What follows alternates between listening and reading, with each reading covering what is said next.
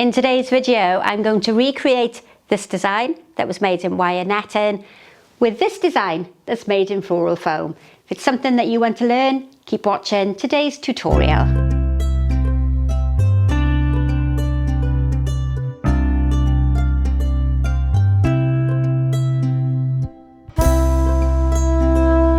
Welcome back. Now I always feel I'm a bit like a personal weather station because you can always tell by what I'm wearing whether it's warm or cold here in the UK, and clearly today it's cold. We're at the middle part of January and it is lovely and sunny, but it is still very cold. And today I'm going to be arranging using this gorgeous urn. This is a second-hand container that I picked up in a charity shop for just a couple of pounds. And I've already done this arrangement here, so if you go back or follow the link, you'll be able to see this design here created without any floral foam.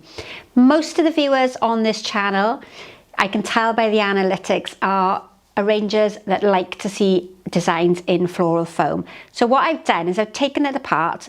My roses are here and my foliage is just in front of me, and I'm going to recreate a similar design. I'm not going to be able to do it perfectly matching, but I'm going to recreate it, but this time using floral foam. And then hopefully you can learn something from either of the arrangements. Now I've gone with the same container, so what I'm basically doing is setting another container inside here so I don't have to cover this all with foam. I could have put a flat dish on the top like a plastic saucer or an old plate that you might have in the house, but I've decided to do it the same way as I did with the previous arrangement. So I've got this secondary container. The advantage with this one over the flat dish is that you can add water in here to keep the foam hydrated. When you add water to the dish, it tends to spill out and sometimes can damage the table or your furniture. So this one is a great alternative. It doesn't quite fit in, which means I'm going to have to angle a lot of my greenery downwards so that we create the desired effect. And this is a very traditional size container and shape, size and shape. So I'm going to do quite a traditional arrangement in it. Oof, that was a mouthful. So I discussed in the previous video that I think people get themselves too concerned about trying to make a triangle. A triangle is only one style of arranging flowers. You can arrange so that you let the flowers speak for themselves, and that's what I'm going to do today. In the previous video, I used short pieces of ivy, common ivy with the lovely berries on the end, just to come over the front to help cover my foam. Now with the addition of the floral foam, it means I can angle things down at a more severe angle. You can't do that when you're arranging in this type of container with wire netting. You have to choose greenery, flowers, anything really that you're using that naturally grow in the shape that you want them to grow. But with the addition of foam, it makes life a lot easier. But of course the foam is a single-use plastic and we're trying to move away from using too much of it, although the floral industry as a whole still uses a huge amount of floral foam. There are ways to become foam free, and it's really about adapting and changing your whole ethos to floral design. So that is draped down over the front. It helps to hide that plastic container underneath and to give a more seamless design. What I'm anticipating is that I'm going to have to use more foliage in this arrangement because I'm going to have to cover this foam, but I'm going to use just what I had in the previous arrangement, so there's no advantages, and I'll get as far as I can without using anything extra so that you can see the two and compare the two. So now we had these fantastic Garrya elliptica and this lovely little tasseled material, silk tassel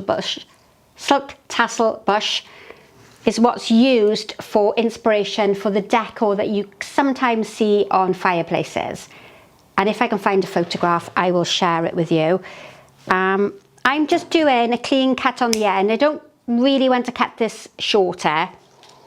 I'm going to try and keep it the same length as it was in the previous arrangement, But remember, I'm going to be able to make a bigger design with this because I have the height of the foam and I haven't got to push my stems low into the wire netting. So if we compare the two, using the same material, I'm going to get a bigger design with foam because I have the extra height of the foam. Hope that made sense. Then I had lovely pieces of rosemary. No idea why I couldn't think what that was called. And I placed these in a group together on one side, and I had one on the opposite side. Again, it's not going to be identical, but from memory, that's roughly what I did. And I know already that this design is much bigger than the design I did before. And the reason I paused is because I might also need more roses to finish the design, but we'll sort that out at the end. Then I had more of the lovely silk tassel bush. And if you've got this growing in the garden, then I'm very jealous. I do have one, but it's not the quality and the size that this is. And this I foraged for this morning. I was very lucky to spot it as I was driving into work. And that was somewhere towards the middle of the arrangement. And then I had some extra bits towards the side. Look at that, isn't that just amazing? Now, I've never seen the silk tassel bush, which is a mouthful. Available from florist supplies, but if you've got a local grower near you, you might be able to buy it. And it's late winter, springtime sort of flower. And I've used the whole of the foam to get depth front to back so that my arrangement isn't flat. I won't have enough greenery to cover the back because I didn't use it in the previous arrangement, but we'll solve that at the end. And then I had lots of springtime branches with some pussy willows, with some little catkins emerging. My favourite time of the year for this type of material because it's just in abundance everywhere we look. And if you're in a part of the world that doesn't have little catkins, then just go and find something that's similar. And really it's a bare twig with some pretty little berries or buds on the top. But spring is on the way, which is fantastic news because the weather will get a little bit warmer. Not massively warmer, but a little bit warmer. And I don't do a very good job of selling the UK really because I'm always telling you how cold it is. I nearly took that one out. Well, I'm going to take it out. This one makes my design look like a triangle, and I don't want a triangle, so I'm going to move it to the side instead. A little bit more airy. All these lovely textured twigs, really going to make my arrangement come alive. These are just amazing. I'm going to have to cut that one down to get it into the foam, because I need a clean cut on the bottom to get into my foam. And I vaguely remembered I also had a couple of pieces at the back, which was for weight and for depth. You should know it all by now. So that is all of the greenery. You can see that there's still a huge amount of floral foam showing. So I'm going to have to add something extra in at the end. Otherwise, I'm not going to be able to hide my mechanics. But that's basically where I got to before I started putting my flowers in. And I've left these at exactly the same height as they were in the previous arrangement. I'm not going to cut them, and don't panic and don't criticise me, but they've come out of the water into the vase and straight into foam. So I'm not going to cut them because I don't want to make them shorter than they were in that previous arrangement. So let's start getting them in. Left and right to evenly distribute the colour. If I had a choice, there are a few that are slightly more open. They are going to work better in the focal point. But I'm just going to really dot around the colour. So what's on the left is on the right. And you can guarantee that somebody is going to come along and comment on the fact that I'm not cutting the flowers. But I have explained why. Right, now we've got this beautiful mauve colour. I love this colour. Now this is a florist grade rose, but you can get mixed supermarket roses, or you can use all one colour.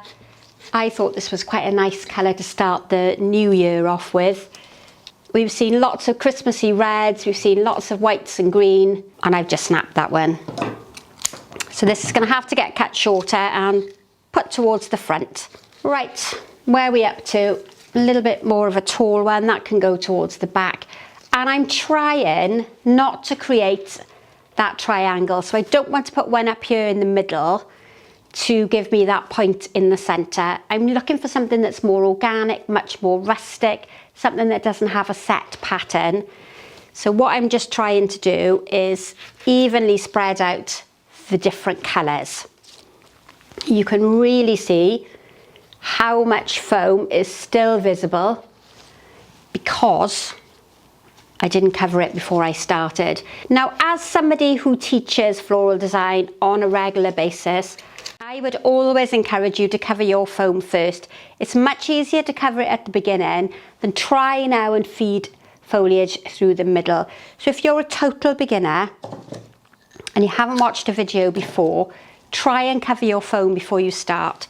You'll see in a minute when I start to cover it how difficult it's going to be. Another question I get regularly asked is how far into the foam do you need to push your flowers? You don't need to force your flowers all the way through to the bottom of the foam. If the foam is hydrated properly and you keep hydrating it, the top surface of the foam is going to be just as moist as the bottom. What happens, if we use this as an example, if that was foam, so if that was a block of foam and you pushed all your stems down to the bottom, you then can't bring anything in from the side or from the front because you hit the stems that are in the centre. So what goes in from the top stays in the top section, what comes in from the sides stays at the sides, so that you don't cross the stems within the foam itself. Otherwise, your foam will disintegrate and all of your floral design will fall apart. And that happens so many times with beginners. They force the stems. Imagine if it's gladioli, they're forcing them from the top down and then it separates off the foam and splits it into two. Your flowers are delicate and fragile and they need looking after, and they don't need to be forced deep and hard into that floral foam.